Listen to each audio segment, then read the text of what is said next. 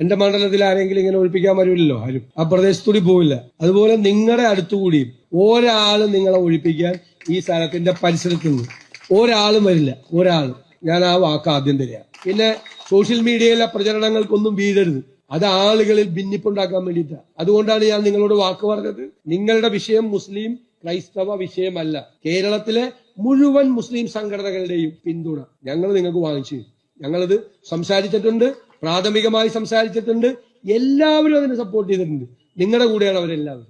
സർക്കാർ വിചാരിച്ചാൽ വളരെ എളുപ്പത്തിൽ നടക്കും. കേരള സർക്കാർ വിചാരിച്ചു അവര് വെച്ചിരിക്കുന്ന വഖഫ് ബോർഡാണ്. അവരൊക്കെ തീരുമാനമെടുത്താൽ മതി. അവരെന്തിനാ കോടതിയിൽ പോകുന്നത്? ഞാൻ പറയുന്നു, ആവർത്തിച്ചു, ഇത് വഖഫ് അല്ല. 2008 അച്യുതാനന്ദ ഗവൺമെന്റ് വന്നപ്പോ ഒരു നിസാർ കമ്മീഷൻ വെച്ചു. പാർട്ടിക്കാരനാണ്, ജഡ്ജായിരുന്നു, പാർട്ടിക്കാരനാണ്, അവരുടെ സ്ഥാനാർത്ഥിയാക്കിയിട്ട് മത്സരിച്ചിട്ടുണ്ട്. അദ്ദേഹമാണ് പറയുന്നത് ഇത് ആദ്യം ഈ കമ്മീഷൻ ഇത് വഖഫ് പ്രോപ്പർട്ടിയാണെന്ന് പറയാം. അത് കഴിഞ്ഞിട്ട് UDFന്റെ കാലത്ത് വഖഫ് ബോർഡിന്റെ ചെയർമാൻമാരുണ്ടായിരുന്നു. പാണക്കാടത്തെ ഉമറലി തങ്ങള്, പാണക്കാടത്തെ റഷീദ് അലി തങ്ങള്, അവരാരും ഇത് വഖഫ് പ്രോപ്പർട്ടിയാണ് എന്ന് പറഞ്ഞ് ഇവരെ ഒഴിപ്പിക്കാനോ ഒരു നോട്ടീസ് പോലും കൊടുത്തിട്ടില്ല. അവരിപ്പോഴും പറയുന്നത് ഇത് വഖഫാണെന്ന് പറയുന്നത് ഇസ്ലാമിന് യോജിച്ചല്ല എന്നാണ് അവരുടെ നിലപാട്. ഇത് ക്രിസ്ത്യാനിയും മുസ്ലിമും തമ്മിലുള്ള ഒരു വിഷയമാക്കി മാറ്റി തമ്മിലടിപ്പിക്കണം. അതിൽ കുറെ പേര് ഇറങ്ങിയിരിക്കുക. ഇനി ഈ വിഷയം ഇപ്പോഴത്തെ ബില്ല് മുഴുവൻ വായിച്ചു നോക്കിയ ആളാണ്. ഈ വഖഫ് ബില്ല് എവിടെ നിയമം പാസ്സാക്കാൻ പോണ ബില്ല്, ഇതിൽ ഏത് നിയമം ഈ നിയമം പാസ്സാക്കിയാൽ നിങ്ങൾക്ക് ഒരു ഗുണം ഉണ്ടാവില്ല.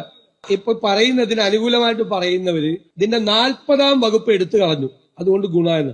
40ാം വകുപ്പിൽ എന്താ പറയുന്നത്? 40ാം വകുപ്പില് വഖഫ് പ്രോപ്പർട്ടിയിൽ അവസാന തീരുമാനം എടുക്കാൻ വഖഫ് ബോർഡിന് അനുവാദം ഉണ്ടായിരുന്നു. അത് എടുത്തു കളഞ്ഞു എന്നാണ്. അത് എടുത്തു കളഞ്ഞാൽ ഇത് പ്രോപ്പർട്ടി നിങ്ങളിലേക്ക് വരുമോ? അപ്പോ കൂടുതൽ അനിശ്ചിതത്വം ഉണ്ടാവുള്ളൂ. പിന്നെ ആരാണ് തീരുമാനിക്കേണ്ടത് ആരുടെ പ്രോപ്പർട്ടിയാണെന്ന്? ഡിസ്പ്യൂട്ട് ഉണ്ടായാൽ, തർക്കം ഉണ്ടായാൽ പിന്നെ ആരാണ് തീരുമാനിക്കേണ്ടത്? പിന്നെ തീരുമാനിക്കാൻ കോടതികളിലേക്കും നീണ്ട വ്യവഹാരങ്ങളിലേക്കും പോകും. അല്ലാതെ ഒരു പരിഹാരവും ഈ കേന്ദ്ര ഗവൺമെന്റ് പാർലമെന്റിൽ കൊണ്ടുവരുന്ന ഈ വഖഫ് നിയമം വഴി നിങ്ങൾക്ക് ആർക്കും ലഭിക്കാൻ പോകുന്നില്ല. ഈ കേന്ദ്ര ഗവൺമെന്റ് കൊണ്ടുവരുന്ന നിയമത്തിൽ ഈ വഖഫ് ബോർഡിൽ 11 പേരുണ്ട്. ആ 11 പേരിൽ കൊണ്ടുവരുന്ന നിയമത്തിൽ നിർദ്ദേശിക്കുന്ന എന്താ അറിയോ? അതിൽ 2 പേര് അമുസ്ലിങ്ങളാകണമെന്ന്. എന്ത് മര്യാദയാണ്? തിരുവിതാംകൂർ ദേവസ്വം ബോർഡ് അല്ലെങ്കിൽ കൊച്ചിൻ ദേവസ്വം ബോർഡ്, ദേവസ്വം കമ്മീഷൻ നിയമം കൊണ്ടുവരുവാണ് ഗവൺമെന്റ്. അത് ഹിന്ദു ആകണമെന്ന് നിർബന്ധമില്ലെന്ന്. അവിടെ പോയി ഒരു മുസ്ലിമിന് ഇരിക്കാൻ പറ്റുമോ? ഏത് ദേവസ്വം ബോർഡിന്റെ കമ്മീഷണറായിട്ട്? എന്തു മര്യാദയാണിത്? അതാണ് വഖഫ് ബില്ലിലുള്ള പാര. ഇവരുടെ ഉദ്ദേശം ഇതൊന്നുമല്ല. ഈ ബില്ലും നിങ്ങളുടെ പ്രശ്നവും തമ്മിൽ ഒരു ബന്ധമില്ല. ഈ ബില്ല് പാസ്സായാലും നിങ്ങൾക്ക് ഒരു ഗുണം ഇതിനകത്ത് ഉണ്ടാകാൻ പോകുന്നില്ല. വെറുതെ തെറ്റിദ്ധരിപ്പിക്കുകയാണ്. അത് ചില ഈ സോഷ്യൽ മീഡിയയിൽ എന്ത് തോന്നിയാസം എഴുതാല്ല കുറെ ആളുകൾക്ക്